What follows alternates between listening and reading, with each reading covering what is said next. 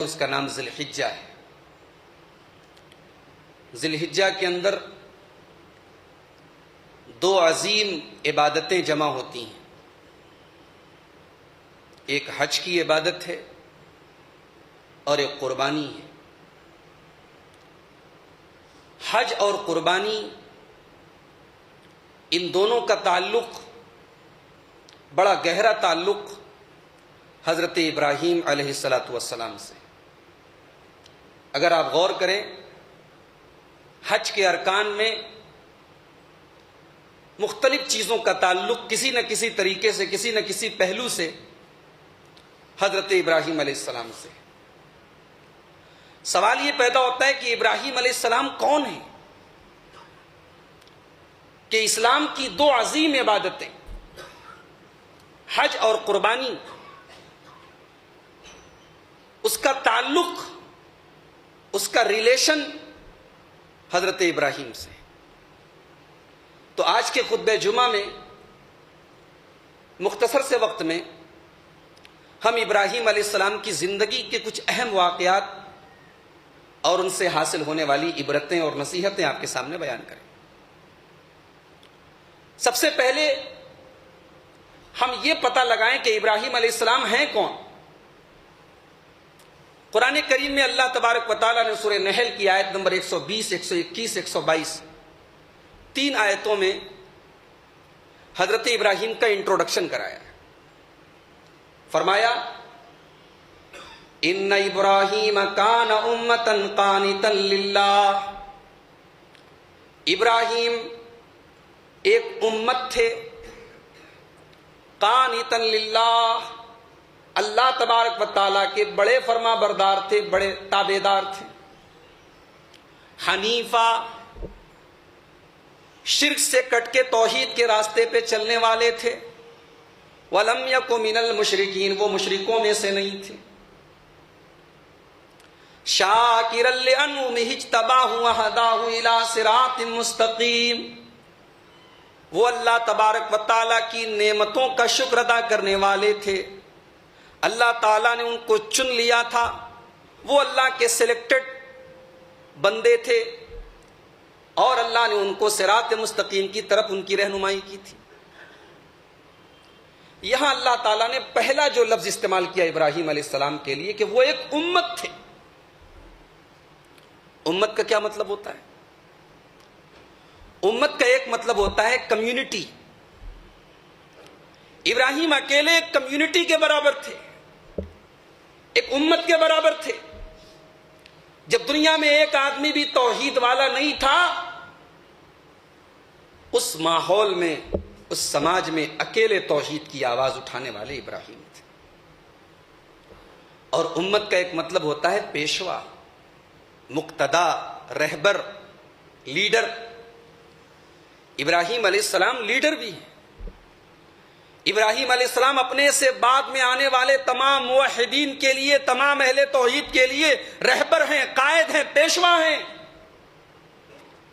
توحید کی راہ میں جب بھی مصیبتیں آئیں، جب بھی پریشانیاں آئیں، توحید کی راہ میں، ایمان کی راہ میں جب قربانی دینے کا وقت آئے تو ابراہیم ایک آئیڈیل کے طور پر ہمیں اور آپ کو نظر آئے۔ دنیا کے ہر اسکول میں، ہر انسٹیٹیوٹ میں، ہر ادارے میں تعلیم کے دو طریقے ہوتے ہیں، ایک ہوتا ہے تھیوری، ایک ہوتا ہے پریکٹیکل۔ اسلام کی تھیوری قرآن اور حدیث ہے، اور اسلام کا پریکٹیکل اگر کسی کو دیکھنا ہو، جس کو دیکھ کے یہ سمجھ میں آ جائے کہ اسلام کس کو کہتے ہیں، توحید کس کو کہتے ہیں، ایمان کس کو کہتے ہیں، تو وہ حضرت ابراہیم علیہ السلام۔ اسی لیے اگر آپ غور کریں تو ابراہیم علیہ السلام کا نام جہاں بھی قرآن میں آتا ہے، ان کے نام کے ساتھ مسلم ضرور لگا ہوتا ہے۔ وہ مسلم تھے، یعنی میرے بندو، اسلام کی تھیوری تو میں نے تمہارے سامنے پیش کر دی، اسلام کا پریکٹیکل اگر دیکھنا ہے تو ابراہیم کی زندگی کو اٹھا کے دیکھو۔ تو اللہ نے فرمایا کہ ابراہیم اکیلے ایک امت تھے اور اللہ کے قانت تھے۔ قانت کا کیا مطلب ہوتا ہے؟ اسی سے قنوت بنا ہے، جو ہم لوگ وتر کے اندر دعائے قنوت پڑھتے ہیں۔ قنوت کا معنی عربی میں ہوتا ہے کسی کی اطاعت پابندی سے کرنا. ایک ہوتا ہے کبھی اطاعت کیا کبھی بیٹھ گئے, کبھی تھک گئے, کبھی اپنی خواہشات کے آگے سرنڈر کر دیا. نہیں, یہ اطاعت تو ہو سکتی, اس کو قنوت نہیں کہیں گے. قنوت کس کو کہیں گے؟ دوام الطاعہ. اطاعت میں کنٹینویشن, اطاعت میں ریگولیرٹی, ہمیشہ اطاعت کی جائے.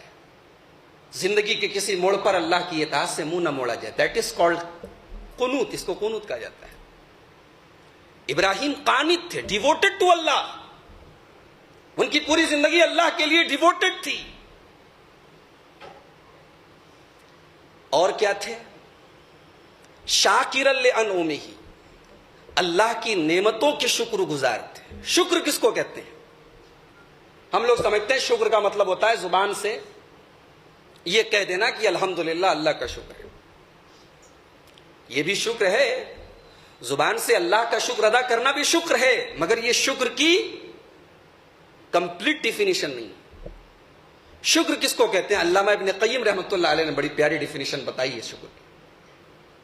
علامہ ابن قیم کہتے ہیں شکر کہتے ہیں ظہور و اثر نعمت اللہ علی عبدہ علی لسانہ ثناء و اعترافا.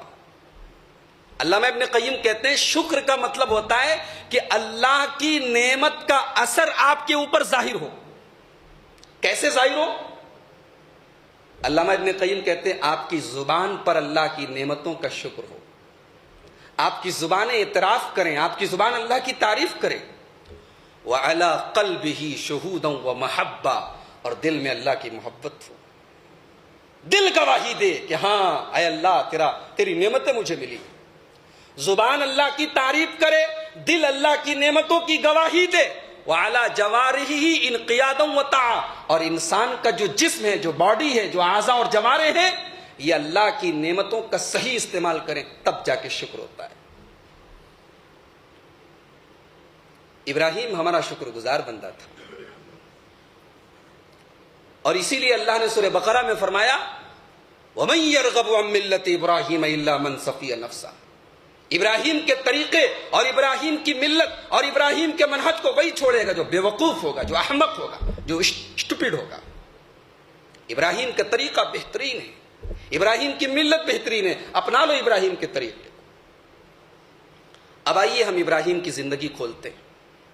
بہت تفصیل نہیں ہمارے پاس, تفصیل کا موقع نہیں, جمعہ کا خطبہ ہے, مختصر وقت ہے. قرآن کریم کے 3 مقامات سے ہم ابراہیم علیہ السلام کی سیرت آپ کے سامنے پیش کریں. سب سے پہلے سورہ انعام کی آیت نمبر 76 سے 79 تک دیکھتے ہیں. ابراہیم علیہ السلام کی قوم 3 طریقے کے شرک میں مبتلا تھی. وہ سورج, چاند اور ستاروں کی بھی پوجا کرتی تھی, وہ بتوں کی بھی پوجا اور عبادت کرتی تھی, اور وہ بادشاہ کے آگے بھی سجدہ کرتی تھی. 3 طریقے کا شرک تھا ان کے. اب ابراہیم علیہ السلام اپنی قوم کو سورج, چاند اور ستاروں کی حیثیت بتا رہے ہیں کہ یہ معبود نہیں ہو سکتے. سمجھانے کا کتنا پیارا انداز ہے, دیکھیے سورہ انعام آیت نمبر 76. فَلَمَّا جَنَّ عَلَيْهِ اللَّيْلُ رَأَىٰ كَوْكَبًا, جب رات ہوتی ہے آسمان میں تارے چمکنے لگتے ہیں. ابراہیم علیہ السلام اپنی قوم کے سامنے کہتے ہیں یہ جو ستارے چمک رہے ہیں یہ میرے پروردگار اور میرے رب ہو سکتے ہیں کیا؟ تم ان کو اپنا رب کہتے ہو, چلو مان لیتے ہیں کہ یہ ہمارے رب ہیں. فَلَمَّا جَنَّ عَلَيْهِ اللَّيْلُ رَأَىٰ كَوْكَبًا قَالَ هَٰذَا رَبِّي. آسمان کے ستاروں کو دیکھ کر ابراہیم علیہ السلام نے اپنی قوم سے کہا چلو میں مان لیتا ہوں کہ یہ میرے رب ہیں.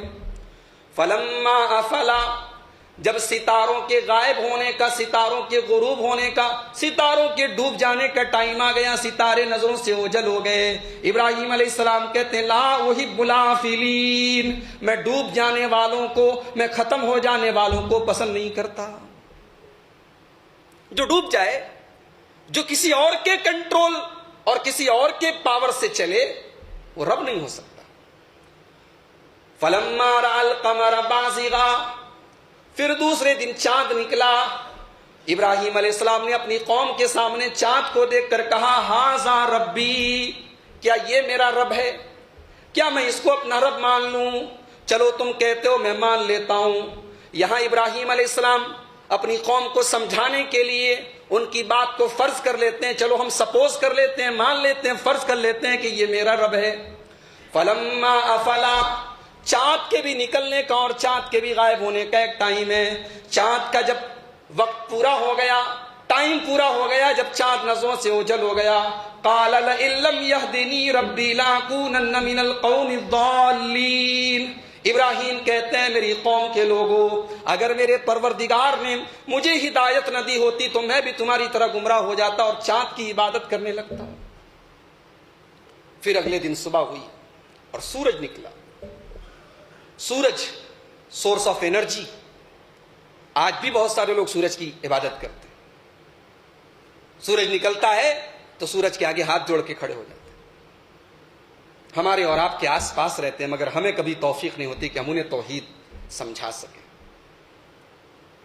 سورج نکلا، فلما رأى الشمس بازغة، جب سورج نکلا، قال ھذا ربی ھذا اکبر، ابراہیم علیہ السلام کہنے لگے اے میری قوم کے لوگوں، یہ تو سب سے بڑا ہے، یہ چاند سے بھی بڑا ہے، یہ ستاروں سے بھی دیکھنے میں بڑا ہے، چلو اس کو ہم اپنا رب مان لیتے ہیں۔ فلما افلت، جب سورج کے غروب ہونے کا ٹائم آ گیا، شام ہوئی، مغرب کا ٹائم آیا، جب سورج بھی غروب ہو گیا، قال یا قوم انی بریء مما تشرکون، کہا ہے میری قوم کے لوگوں میں اعلان کرتا ہوں میں تمہارے شرک سے بری ہوں، میں تمہارے شرک سے بیزار ہوں، جن چیزوں کو تم اللہ کے ساتھ شریک کرتے ہو میں ان کی عبادت نہیں کرتا۔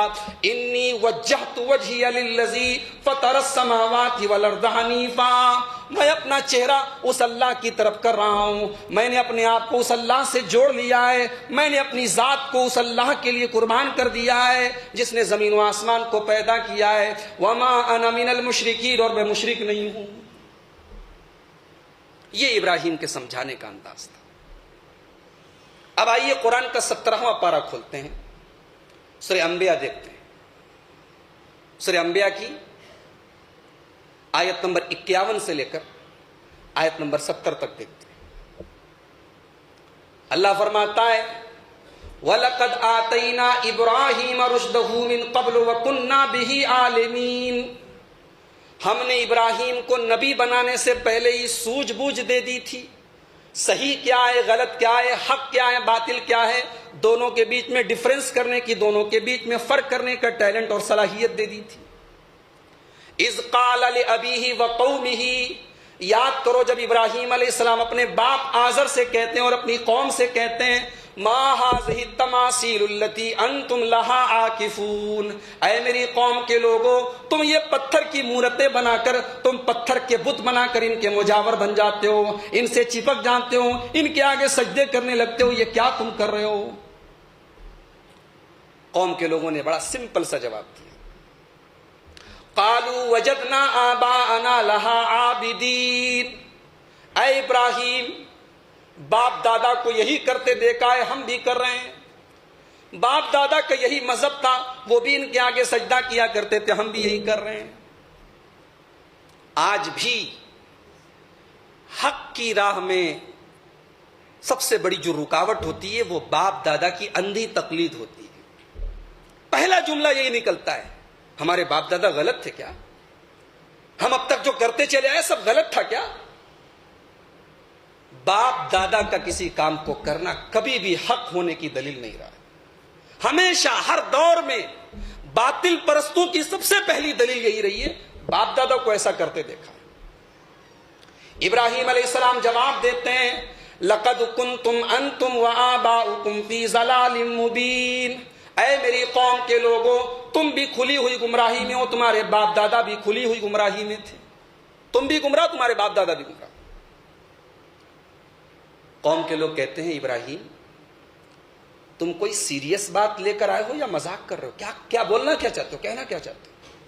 قالوا اجئتنا بالحق ام انت من اللاعبین، اے ابراہیم کیا تم کوئی سیریس بات لے کر آئے ہو یا مذاق کر رہے ہو؟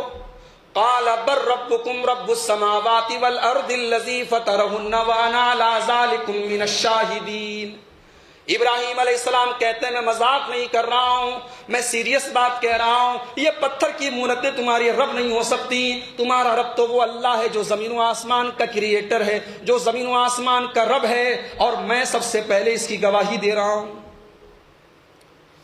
اور آگے ایک دھمکی دیتے ہیں ابراہیم علیہ السلام، کہتے ہیں وَتَاللَّهِ لَأَكِيدَنَّ أَصْنَامَكُمْ بَعْدَ أَن تُوَلُّوا مُدْبِرِينَ، کسی دن میں تمہارے بتوں کی خبر لوں گا، جن کو تم اپنا رب کہتے ہو نا، کسی دن میں ان کو ان کی اوقات بتاؤں گا، لیکن یہ کلیئر نہیں بتایا کیا کروں گا، بس اتنا کہہ دیا کہ کسی دن میں ان کو سبق سکھاؤں گا۔ بہرحال قوم کے لوگوں نے ان کی اس بات کا بہت زیادہ نوٹس نہیں لیا، بات آئی گئی ختم ہو گئی۔ کچھ دنوں کے بعد قوم کا کوئی تہوار تھا، کوئی جشن تھا، کوئی عید تھی، کوئی میلہ تھا، ساری قوم ناچ گانے میں مگن تھی، ان کا جو معبد تھا، جو ٹیمپل تھا، جو عبادت خانہ تھا، وہ خالی تھا۔ ابراہیم علیہ السلام کو بھی ان لوگوں نے اپنے ساتھ اس میلے میں جانے کی دعوت دی تھی، لیکن انہوں نے بہانہ کر دیا کہ میں بیمار ہوں۔ اب ابراہیم علیہ السلام نے جب دیکھا کہ وہاں پہ کوئی نہیں ہے، ایک کلہاڑی ہاتھ میں لیتے ہیں اور اس عبادت خانے میں داخل ہوتے ہیں، اور قرآن کے الفاظ ہیں، قرآن اللہ تبارک و تعالیٰ فرماتا ہے فَجَعَلَهُمْ جُزَازًا، ابراہیم علیہ السلام ان تمام بتوں کو توڑ دیتے ہیں، ان تمام بتوں کو توڑ کے ختم کر دیتے ہیں۔ جزاز کہتے ہیں کسی چیز کو ختم کرنے کے بعد جو پاؤڈر کی شکل بن جائے، چورا کی شکل بن جائے، اس کو عربی میں جزاز بولتے ہیں۔ کہا کہ اس کو چور چور کر دیا، ختم کر دیا، توڑ ڈالا۔ اس سے ایک بات یہ معلوم ہوئی کہ فزیکلی بھی ابراہیم علیہ السلام بہت طاقتور تھے، جسمانی اعتبار سے بھی بڑے طاقتور تھے، اور یہ ان کی جوانی کا دور تھا۔ ابھی آگے بات آئے گی کہ وہ جوان تھے اس وقت۔ انہوں نے اپنے ہاتھوں سے تمام بتوں کو توڑ دیا، الا کبیر لہم، بڑے والے کو چھوڑ دیا، جو سب سے بڑا بت تھا اس عبادت خانے میں، اس کو چھوڑ دیا۔ لعلہم الیہ یرجعون، تاکہ اسی کو بہانہ بنا کے اپنی قوم کو توحید کا سبق دے سکے۔ قوم کے لوگ جب میلے سے فارغ ہوئے اور اپنی عادت کے مطابق اپنے عبادت خانے میں داخل ہوئے، تو اپنے معبودوں کی یہ درگت دیکھی کہ جن کو ہم اپنا رب مانتے ہیں ان کو تو چور چور کر کے ختم کر دیا گیا۔ قالوا من فعل هذا بآلهتنا انه لمن الظالمین، کس نے ہمارے معبودوں کے ساتھ اتنا برا سلوک کیا، وہ بہت بڑا ظالم ہے۔ قالوا سمعنا فتى يذكرهم يقال له ابراہیم، قوم ہی کے اندر کچھ لوگوں نے کہا ابراہیم نام کا ایک نوجوان تھا جو ان بتوں کی برائی کیا کرتا تھا، اسی کا کام ہوگا۔ میرے نوجوان بھائی، میں آپ کی توجہ چاہتا ہوں، میرے نوجوان ساتھی، یہاں پہ اللہ تبارک و تعالیٰ نے خاص طور سے ایک لفظ کو ہائی لائٹ کیا ہے کہ ابراہیم نام کے ایک نوجوان کو ہم نے سنا تھا۔ توحید کا جھنڈا بلند کرنا اور شرک کو ختم کرنا، یہ نوجوان کا کام ہے۔ آج ہمارا نوجوان کہاں جا رہا ہے، کس ٹریک پر جا رہا ہے، اس کا کیا کام ہو چکا ہے، بتانے کی ضرورت نہیں۔ ان بتوں کو توڑنے والا ابراہیم نام کا ایک نوجوان ہے، ہماری اور آپ کی طرح ایک نوجوان ہے، 20 سال کا 25 سال کا نوجوان۔ اسے پتا نہیں تھا، ابراہیم کو پتا نہیں تھا اس کام کا انجام کیا ہو سکتا ہے پوری قوم کے لوگ ٹکا بوٹی کر دے، ختم کر دیں، اور کوئی سپورٹر بھی نہیں۔ ایک ہوتا کہ چلو میں ایک ہمت کا کام کرتا ہوں، کم سے کم میرے کچھ فالوورز ہیں، کچھ ماننے والے ہیں، کچھ میرے ہیلپر ہیں، کچھ سپورٹر ہیں، کوئی سپورٹر نہیں۔ بنا کسی سپورٹ کے ایک ہی سپورٹ ہے، اللہ کا، اسی کی توحید کے لیے ابراہیم علیہ السلام نے اتنا بڑا اسٹیپ اٹھا لیا، اتنا بڑا قدم اٹھا لیا۔ قوم کے لوگوں نے کہا ابراہیم نام کا ایک نوجوان، اسی کا کام ہے، کہا بلاؤ اس کو۔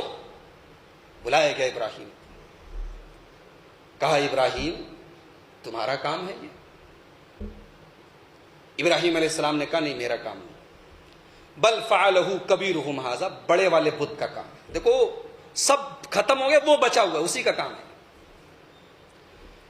یہاں بظاہر ایسا لگتا ہے کہ ابراہیم علیہ السلام نے جھوٹ بولا، اور بخاری شریف کی ایک حدیث ہے کہ ابراہیم علیہ السلام نے اپنی زندگی میں 3 بار جھوٹ بولا، 3 بار ایسی باتیں کہیں جو جھوٹ تھی۔ ہمارے اس دور کے بعض علماء نے کہا کہ ایک نبی کو جھوٹا ماننے سے بہتر ہے کہ حدیث کو جھوٹا کہہ دیا جائے. حدیث صحیح ہے، بخاری کی حدیث. کہا کہ ایک نبی کو جھوٹا کہنے سے بہتر ہے حدیث کو جھوٹا کہہ دیا جائے. دیکھیے، کسی چیز کے دو پہلو ہوتے ہیں. کبھی کبھی ایک چیز ایک اعتبار سے صحیح ہوتی ہے، دوسرے اعتبار سے غلط ہوتی ہے. یا یوں کہہ لیجئے کہ سکے کا ایک پہلو اچھا ہوتا ہے، دوسرا پہلو خراب ہوتا ہے. ابراہیم علیہ السلام نے حقیقت میں جو بات کہی تھی اس کا مقصد کیا تھا؟ مقصد توحید تھی. مقصد اپنی قوم کو شرک سے بچانا اور ڈرانا اور خبردار کرنا تھا. اس اعتبار سے انہوں نے جو بات کہی وہ غلط نہیں تھی، بات صحیح تھی. اس کے بغیر وہ اپنی بات پوری نہیں کر سکتے تھے، اپنا مقصد سامنے نہیں لا سکتے تھے. لیکن انہوں نے جو جملہ استعمال کیا وہ حقیقت میں تو ویسا نہیں تھا.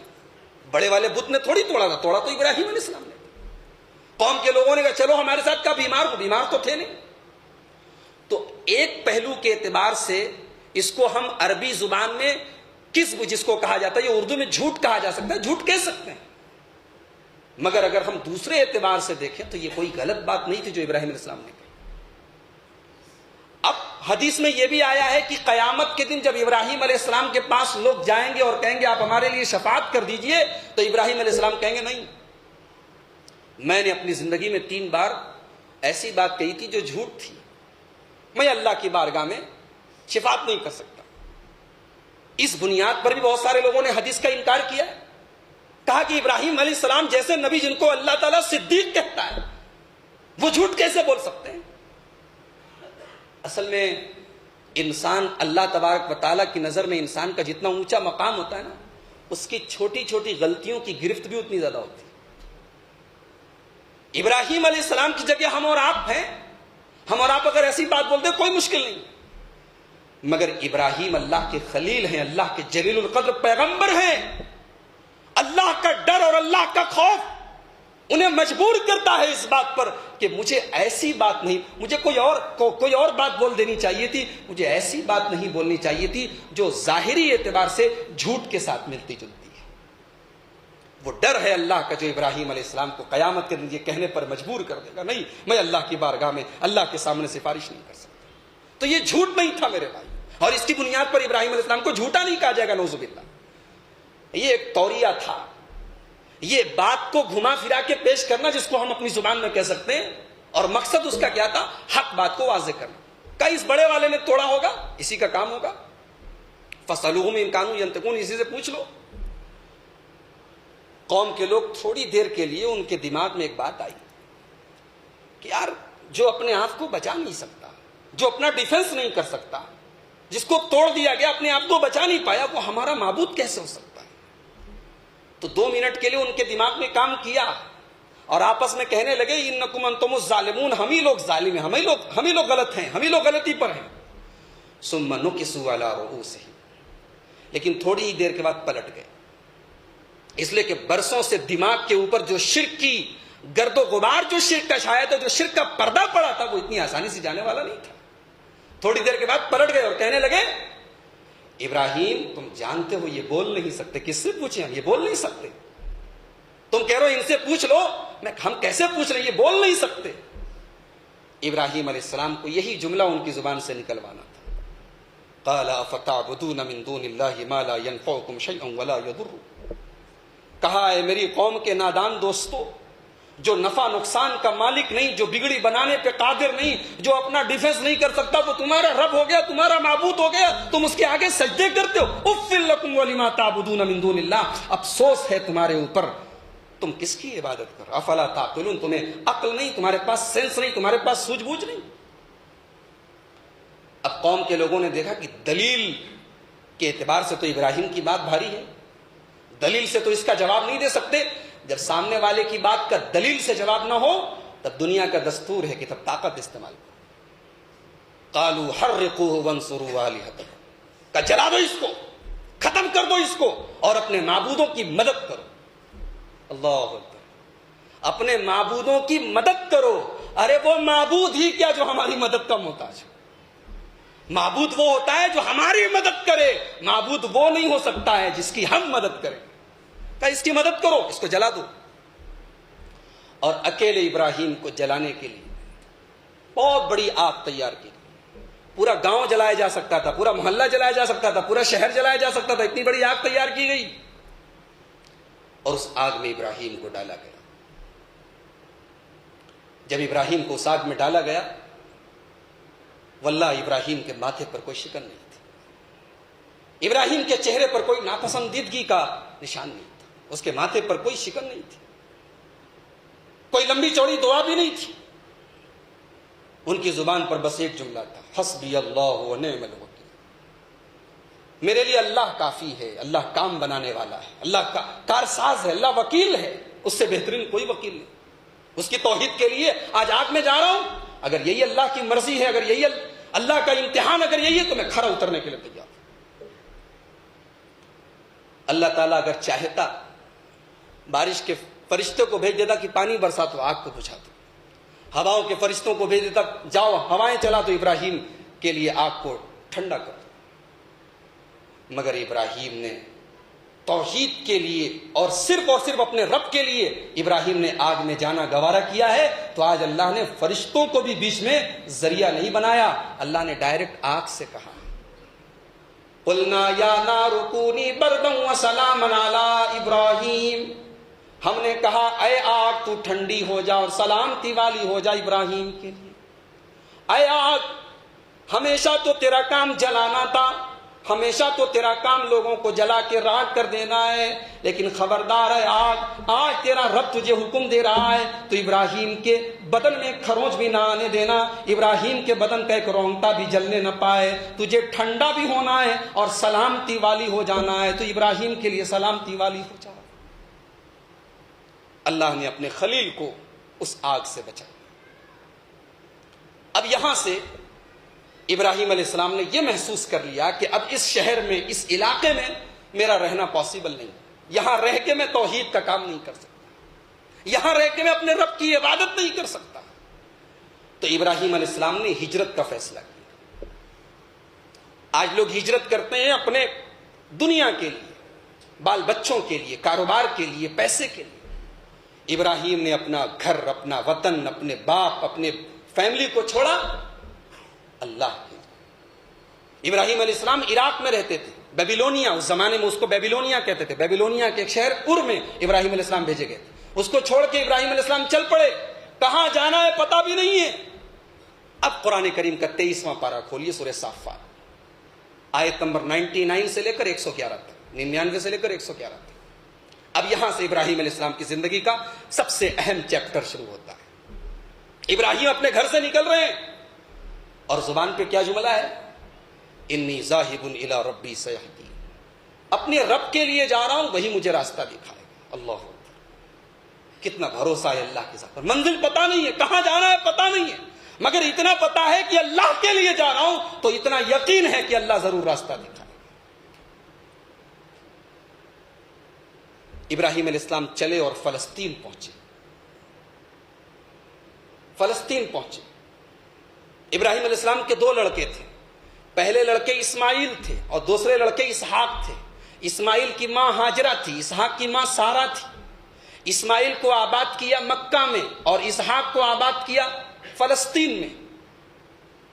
یہاں پہ قرآن کریم نے وہ سب ڈیٹیل بیان نہیں کی. قرآن نے یہ کہا کہ ابراہیم چلے, ساتھ میں ان کی بیوی سارہ ہے اور ان کے بھتیجے حضرت لوط علیہ السلام. سفر کی پریشانیاں جھیلتے ہوئے ابراہیم آگے بڑھ رہے ہیں. محسوس ہوا کہ اے اللہ, اس بڑھاپے میں بوڑھے ہو چکے ہیں, عمر کے اس پڑاؤ پر پہنچ گیا, بڑھاپا آ گیا ہے. محسوس ہوا کہ اللہ ایک بڑھاپے کا سہارا دے دے, ایک اولاد دے دے, بیٹا دے دے. قال رب هب لي من الصالحین, دعا کرتے ہیں اللہ مجھے نیک بیٹا عطا فرما. بیٹا نہیں مانگا, نیک بیٹا مانگا, صالح بیٹا عطا فرما. اور آپ کو جان کر حیرت ہوگی کہ صالح کا لفظ ایسا ہے کہ دنیا کی تمام خوبیاں اس کے اندر آ جاتی ہیں. جب یہ کہہ دیا کہ صالح بیٹا عطا فرما تو تمام خوبیاں اس کے اندر آ گئی. اور یہی وجہ ہے کہ ابراہیم علیہ السلام نے خود اپنے لیے بھی دعا کی تھی, وَأَلْحِقْنِي بِالصَّالِحِينَ, اے اللہ مجھے نیک لوگوں میں شامل کر دے. اور ابراہیم علیہ السلام کے پر پوتے حضرت یوسف علیہ السلام نے بھی اللہ کی بارگاہ میں دعا کی تھی، توفنی مسلما والحقنی بالصالحین، اے اللہ مجھے مسلمان بنا کے دنیا سے اٹھانا اور نیک اور صالح لوگوں میں مجھے شامل کرنا۔ تو پہلا نقطہ تو یہ پتا چلا کہ اولاد اللہ سے اگر آدمی مانگے تو نیک اولاد مانگے، صالح اولاد مانگے۔ اور دوسرا نقطہ یہ پتا چلا کہ اولاد کے پیدا ہونے سے پہلے ہی اس بات کی چنتا ہو کہ میری اولاد نیک ہونی چاہیے۔ ابھی اولاد دنیا میں آئی نہیں ہے، اولاد کی دعا مانگ رہے ہیں، اور ابھی سے دعا میں کہہ رہے ہیں کہ مجھے نیک بیٹا تھا، صالح بیٹا تھا۔ اور تیسرا نقطہ یہ ملا کہ اولاد اگر آدمی مانگے تو اللہ سے مانگے، اولاد دینے والا وہی ہے، اس کی شان یہ ہے، یہب لمن یشاء اناثا، وہ جس کو چاہتا ہے بیٹی دیتا ہے، ویہب لمن یشاء الذکور، جس کو چاہتا ہے بیٹا دیتا ہے، او یزوجہم ذکرانا واناثا، جس کو چاہتا ہے بیٹے بیٹیاں دونوں دیتا ہے، ویجعل من یشاء عقیما، اور جسے چاہتا ہے اولاد سے محروم کر دیتا ہے۔ لاکھوں کروڑوں کی دولت ہوتی ہے، لیکن انسان کے گھر کا آنگن بچوں کی کلکاری کے لیے محروم ہوتا ہے۔ انسان کے اختیار میں نہیں، اللہ دیتا ہے، اللہ ہی سے مانگا جائے، یہ پتا چلا۔ اللہ کہتا ہے ابراہیم نے ہم سے دعا مانگی، فبشرناہ بغلام حلیم، ہم نے ابراہیم کو ایک حلیم بیٹے کی بشارت سنائی۔ حلیم مانے حیدرآباد میں تو حلیم ایک کھانے کا نام ہے ماشاءاللہ، لیکن عربی میں حلیم اللہ کا ایک نام بھی ہے، اور عربی میں حلیم کہتے ہیں فاربیئرنگ، پیشنٹ، یعنی سوجھ بوجھ رکھنے والا، صبر سے کام لینے والا، غصے کو کنٹرول کرنے والا، جذباتی نہ ہونے والا، یہ تمام معنی حلیم کے اندر آ جائے گا۔ ہم نے ابراہیم کو ایک حلیم بیٹا دیا، انہوں نے کیا مانگا تھا؟ ایک نیک بیٹا عطا فرما، اللہ نے ان کی چاہت سے بڑھ کے دے دیا، کہا جا ابراہیم ہم تجھے وہ بیٹا دینے جا رہے ہیں جو حلیم ہوگا، جو بڑا سمجھدار، بڑا دور اندیش، بڑا بردبار ہوگا، جذباتی نہیں ہوگا، غصے میں طیش میں آنے والا نہیں ہوگا۔ فَلَمَّا بَلَغَ مَعَهُ السَّعْيَ قَالَ يَا بُنَيَّ إِنِّي أَرَىٰ فِي الْمَنَامِ، جب وہ لڑکا اپنے باپ کا ساتھ دینے کے لائق ہو گیا، جوان ہو گیا، باپ کا سہارا بننے کے قابل ہو گیا، ابراہیم علیہ السلام کی زندگی کا سب سے بڑا امتحان آ گیا۔ اللہ نے ابراہیم کو خواب میں دکھایا کہ وہ اپنے ہی ہاتھوں سے اپنے اکلوتے بیٹے کو، جو وطن سے دور، ملک سے دور، شہر سے دور، اس اجنبی ملک میں ان کا سہارا ہے، اسی بیٹے کو ابراہیم اپنے ہاتھوں سے ذبح کر رہے ہیں۔ ابراہیم علیہ السلام نے خواب میں دیکھا، نبی کا خواب برحق ہوتا ہے، نبی کا خواب سچا ہوتا ہے۔ ابراہیم سمجھ گئے کہ یہ اللہ کی طرف سے حکم ہے، اور ایک بار نہیں کئی بار خواب میں دیکھا۔ ابراہیم علیہ السلام اپنے رب کے اس امتحان پر کھرے اترنے کے لیے تیار ہو گئے۔ قرآن کہتا ہے فَلَمَّا بَلَغَ مَعَهُ السَّعْيَ، جب اس ابراہیم کا بیٹا اپنے باپ کے ساتھ چلنے کے لائق ہو گیا، ابراہیم علیہ السلام اپنے بیٹے کے پاس آئے اور کہنے لگے یا بنی انی اریٰ فی المنام انی اذبحک فانظر ماذا تری، اے میرے بچے میں نے خواب دیکھا ہے، میں نے سپنا دیکھا ہے کہ میں تجھے اپنے ہاتھوں سے ذبح کر رہا ہوں، فانظر ماذا تری، تو بتا کہ تیری کیا رائے ہے۔ بیٹے سے رائے کیوں مانگ رہے ہیں؟ یہ بتانے کے لیے کہ کوئی اہم معاملہ ہو تو اولاد سے رائے لے لینی چاہیے۔ ماں باپ کو چاہیے کہ کوئی بڑا ڈیسیزن لیں تو اولاد کو بھروسے اور ٹرسٹ میں لے کے کام کرے۔ اور ایک نقطہ اور ملا کہ ابراہیم یہ دیکھنا چاہتے کہ میرا بیٹا ہے کتنے پانی میں، اس کی تربیت جو میں نے کی ہے اس تربیت کا آج امتحان ہے کہ دیکھے میرا بیٹا جواب کیا دیتا ہے۔ اور بیٹے سے یہ بھی نہیں کہا کہ یہ اللہ کی طرف سے امتحان ہے، بیٹے کے سامنے ایز اٹ از جو میٹر تھا وہ بتا دیا کہ میں نے خواب دیکھا ہے کہ میں تجھے ذبح کروں، اب تو بتا تیری کیا رائے۔ مگر وہ بیٹا بھی خلیل اللہ کا بیٹا تھا، وہ ابراہیم کا بیٹا تھا، وہ رب حب لی من الصالحین جیسی عظیم دعا کے نتیجے میں پیدا ہوا تھا۔ بیٹے نے جواب دیا یا ابتی، اے ابا جان، افعل ما تؤمر، جو حکم ملا ہے کر ڈالیے، ستجدنی انشاء اللہ من الصابرین، اگر اللہ نے چاہا تو آپ کا بیٹا صبر سے کام لے گا، آپ کا بیٹا اف نہیں کرے گا، آپ اپنے بیٹے کی پیشانی پر شکن نہیں دیکھیں گے۔ اللہ جائے باپ نے اتنی خطرناک بات کہی، بیٹے کی جان لینے کی بات کہی۔ بھئی اس بات کا مطلب کیا ہوا کہ میں نے خواب دیکھا کہ میں تجھے ذبح کر رہا ہوں، اس کا مطلب کیا ہوا؟ مطلب یہی ہوا نا کہ مجھے حکم دیا گیا میں تجھے مار دوں، ختم کر دوں۔ آج کا کوئی بیٹا ہوتا تو کیا جواب دیتا؟ اس کا ریئیکشن کیا ہوتا؟ اس کا رسپانس کیا ہوتا؟ کتنے بوڑھے ماں باپ ترستے ہیں اپنے بیٹے کی زبان سے ابا جان کا لفظ سننے کے لیے. ان کے بڑھاپے، ان کا بڑھاپا سسکیوں اور آنسوؤں میں گزر جاتا ہے. اولاد کو اتنی فرصت نہیں کہ اپنے باپ کے پاس 2 منٹ بیٹھ سکے. جبکہ اولاد نے ان سے یہ نہیں کہا کہ میں تجھے ذبح کرنے جا رہا ہوں، یا باپ اپنے بیٹے کو ذبح کرنے کی بات کر رہا ہے، مگر بیٹے کا احترام دیکھو، بیٹے کی اپنے باپ سے محبت دیکھو کہ اس نازک موقع پر بھی ابراہیم کا بیٹا کہتا ابا جان کر ڈالیے آپ کو جو حکم ملا ہے. اور یہ نہیں کہا کہ یہ میرا بڑپن ہے، میرا کمال ہے. کہا اگر اللہ نے چاہا، اللہ کے اوپر، اللہ کے حوالے کر دیا. پتا چلا کہ کسی کام کے بارے میں آپ لاکھ شیور ہیں، آپ کو یقین ہے کہ میں یہ کام کروں گا، مگر پھر بھی یہ مت کہیے کہ میں کر ہی لوں گا، انشاءاللہ لگا دیجیے. اس میں اللہ کی مشیت جوڑ دیجیے. اگر آپ نے انشاءاللہ لگا دیا تو اللہ کی مدد آپ کے ساتھ ہو جائے گی. آپ نے انشاءاللہ نہیں لگایا تو کام ہونے والا بھی رہے گا تو ہو سکتا ہے کہ نہ ہو. اسماعیل نے اپنے حوالے نہیں کہا، اللہ نے چاہا تو آپ مجھے صبر کرنے والا پائیں گے. فلما اسلما، جب دونوں باپ بیٹے اسلام لے آئے. یہاں اللہ نے اسلمہ کا لفظ استعمال کیا. ہم لوگوں نے کیا سمجھا؟ کرتا پائجامہ جبہ قبہ پہن لیا بن گئے مسلمان، ٹوپی لگا لی ہو گئے مسلمان. اسلام کہتے ہیں ٹو سبمیشن کرنے کو، ٹو سرنڈر کرنے، اللہ کے حکم کے آگے اپنے آپ کو جھکانے اور سر تسلیم کھم کرنے کا نام اسلام ہے. فلما اسلما، جب دونوں باپ بیٹے اسلام لے آئے، باپ بھی امتحان کے لیے تیار ہو گیا، بیٹا بھی امتحان کے لیے تیار ہو گیا. وَتَلَّهُ لِلْجَبِينِ، اور باپ نے بیٹے کو جبین کے بل لٹایا. اردو میں جبین کے معنی ہوتے ہیں ماتھا، مگر عربی میں جبین بولتے ہیں، یہ ماتھے کی جو سائیڈ ہوتی ہے اس کو جبین بولتے ہیں. ماتھے کو عربی میں جبہہ بولتے ہیں. اور ہر انسان کے سر پہ 2 جبین ہیں، ایک رائٹ سائیڈ ایک لیفٹ سائیڈ. تو قرآن کہتا ہے کہ باپ نے بیٹے کو جبین کے بل لٹایا. اس لیے اس کی صحیح تفسیر یہ ہے کہ ابراہیم علیہ السلام نے اپنے بیٹے کو کروٹ کے بل لٹایا. یہ زیادہ بہتر تفسیر، حالانکہ بعض مفسرین نے یہ تفسیر بھی کی ہے کہ پیشانی کے بل لٹایا، مگر جبین کا لفظ بتا رہا ہے کہ پیشانی نہیں، پیشانی کا جو سائیڈ ہے کروٹ کے بل لٹایا، جیسے ہم لوگ اپنے جانوروں کو لٹاتے ہیں. اور قریب تھا کہ باپ کی چھری سے بیٹا ذبح ہو جائے. ابراہیم تیار ہے، باپ بھی تیار ہے، بیٹا بھی تیار ہے. وَنَادَيْنَاهُ أَن يَا إِبْرَاهِيمُ قَدْ صَدَّقْتَ الرُّؤْيَا، اور ہم نے آواز دی، اے ابراہیم رک جاؤ، قد صدقت الرؤیا، تم نے اپنا خواب سچا کر دیا. تم نے خواب میں یہ نہیں دیکھا تھا کہ بیٹا مر گیا، تم نے یہ دیکھا کہ تم اپنے بیٹے کی گردن پہ چھری چلا رہے تھے، تو خواب تو سچا ہو گیا نا. ہمارا مقصد تمہارے بیٹے کو مارنا نہیں تھا، ہمارا مقصد تمہارے مقام کو اور بلند کرنا تھا.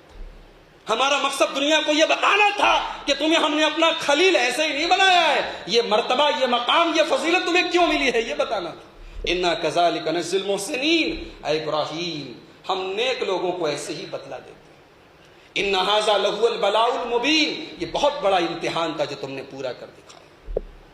وَفَدَيْنَاهُ بِذِبْحٍ عَظِيمٍ، اور اللہ کہتا ہے ہم نے اسماعیل کے بدلے ابراہیم کو ایک بڑا ذبیحہ عطا فرمایا. مفسرین نے لکھا ہے کہ ایک میڑھا اسماعیل علیہ السلام کی جگہ ایک میڑھا اللہ کے حکم سے آیا اور میڑھے کی گردن پہ چھری چلی، میڑھا ذبح ہوا، اسماعیل ذبح ہوا.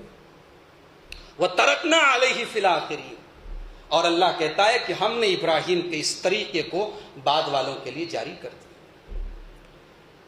ہزاروں سال گزر گئے، ابراہیم کی وہ سنت آج بھی جاری ہے، اور اس سنت کو اثر نو ہمارے پیارے نبی محمد رسول اللہ صلی اللہ علیہ وسلم نے بھی جاری کیا. اور آج دنیا بھر کے مسلمان اپنے نبی صلی اللہ علیہ وسلم کی اقتدا کرتے ہوئے ابراہیم علیہ السلام کی اس سنت کو تازہ کرتے ہیں. اس کے بعد اللہ کہتا ہے سلام علی ابراہیم، ابراہیم کے اوپر سلام ہو، کذالک نجزی المحسنین، ہم نیک لوگوں کو ایسے ہی بدلہ دیتے ہیں. وبشرناہ باسحاق نبیا من الصالحین، اور ہم نے اس ابراہیم کو اسحاق کی شکل میں بھی ایک بیٹا عطا فرمایا.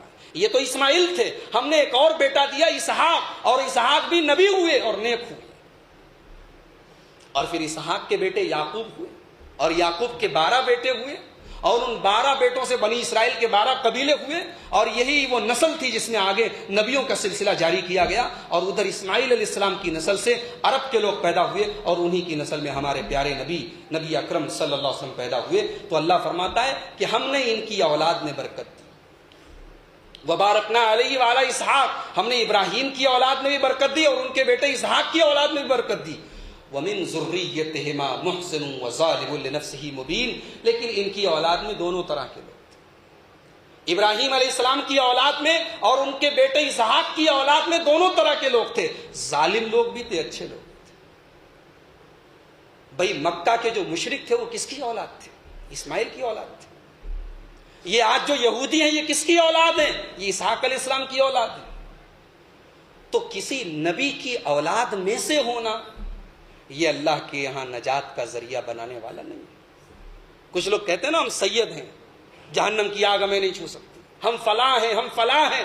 ارے وہ تو صحیح ہے، بعض لوگ تو یہاں تک ان کا معاملہ پہنچ گیا ہے کہ ہم نے فلاں سے اپنا تعلق جوڑ دیا ہے، ہم فلاں سے بیعت ہو گئے، ہم فلاں کے مرید ہو گئے، اب تو ہم جہنم میں نہیں جا سکتے۔ ارے مرید ہی ہونا ہوتا تو مکہ کے جتنے کفار تھے سب ابراہیم علیہ السلام کی اولاد میں سے، بنی اسرائیل آج جتنے سب اسحاق کی اولاد میں سے ہیں، مگر یہ چیز ان کی نجات کا ذریعہ نہیں بن سکی۔ اللہ کے یہاں نسب نہیں دیکھا جائے گا، اللہ کے یہاں آپ کا عمل، آپ کا ایمان، آپ کی توحید دیکھی جائے گی۔ ورنہ نوح علیہ السلام جیسا پیغمبر، ان کا بیٹا، قرآن کہتا ہے کہ بیٹا ان کی آنکھوں کے سامنے ڈوب گیا اور نوح علیہ السلام اپنے بیٹے کو نہیں بچا سکے۔ کسی شاعر نے بڑی سچی بات کہی ہے، بغاوت پر ہو آمادہ تو ڈوبے نوح کا بیٹا، بغاوت پر ہو آمادہ تو ڈوبے نوح کا بیٹا، یہاں نام و نسب کی برتری سے کچھ نہیں ہوتا، آپ کا خاندان کتنا عالی شان ہے، آپ کس کا نسب کتنا اونچا ہے، اللہ کے ہاں ڈزنٹ میٹر، اس کی کوئی ویلیو نہیں ہے۔ ویلیو اس کی ہے آپ کا عمل کیسا، آپ کا ایمان کیسا ہے، آپ کا تقوی کیسا ہے۔ یہ ابراہیم علیہ السلام کی سیرت کے تعلق سے چند اہم باتیں تھیں۔ مجھے اس بات کا اندازہ ہے بہت سارے اہم پوائنٹس تھے جو میں نہیں رکھ سکا یا وہ ذکر میں نہیں آ سکے کیونکہ مختصر سا وقت ہے۔ انشاءاللہ کبھی آگے اگر موقع ملا مزید تفصیل کے ساتھ اس موضوع کو دوبارہ آپ کے سامنے پیش کیا جائے گا، اور میں آپ سب کو دعوت دیتا ہوں کہ قرآن کریم میں ابراہیم علیہ السلام کی زندگی کے بارے میں جو 3 مقامات میں نے بیان کیے، ایک سورہ انعام ہے، ایک سورہ انبیاء ہے، ایک سورہ صافات ہے، ان تینوں کا غور سے مطالعہ کریں تاکہ ابراہیم علیہ السلام کی زندگی کو سمجھنے میں ہمیں اور آپ کو آسانی ہو۔ اللہ تعالیٰ اس جلیل القدر پیغمبر کی سیرت کو ہمیں سمجھنے اور ان کے نقش قدم پر ہم سب کو چلنے کی توفیق عطا فرمائے۔ رب العالمین ہمارے دین و ایمان کی، ہماری توحید کی حفاظت فرمائے۔ اللہ پوری امت کو، پوری ملت اسلامیہ کو شرک اور بدعت سے بچنے اور توحید کے راستے پر چلنے کی توفیق عطا فرمائے۔ اللہ پوری دنیا کے مسلمانوں کی، تمام اہل ایمان کی، تمام اہل اسلام کے جان و مال کی، ان کے عزت و آبرو کی حفاظت فرمائے۔ اللہ ہماری مسجدوں کی، ہمارے دینی اداروں کی، ہمارے علماء کی، ہمارے دعات کی حفاظت فرمائے۔ ہمارے ملک کی فضا کو بھی آج مسموم کرنے کی، زہریلا کرنے کی کوشش ہو رہی ہے، اللہ تعالی ہمارے ملک کی امن اور چین کی فضا کو برقرار رکھے۔ اللہ یہاں کے تمام باشندوں کو آپس میں مل جل کر یکجہتی اور امن و شانتی کے ساتھ رہنے کی توفیق عطا فرمائے۔ رب العالمین ہم میں سے جو لوگ بیمار ہیں سب کو شفا عطا فرمائے۔ ہم میں سے جو لوگ کاروباری لحاظ سے پریشان ہیں، ذہنی، جسمانی، کسی بھی قسم کی ٹینشن میں ہیں، تکلیف میں ہیں، اللہ سب کی تکلیفوں کو دور فرمائے۔ اللہ سب کی جائز مرادوں اور تمناؤں کو پورا فرمائے۔ اللہ تبارک و تعالی ہمیں جب تک زندہ رکھے اسلام اور ایمان پر زندہ رکھے اور خاتمہ ہمارا ایمان پر ہو۔ آمین۔ وآخر دعوانا الحمدللہ رب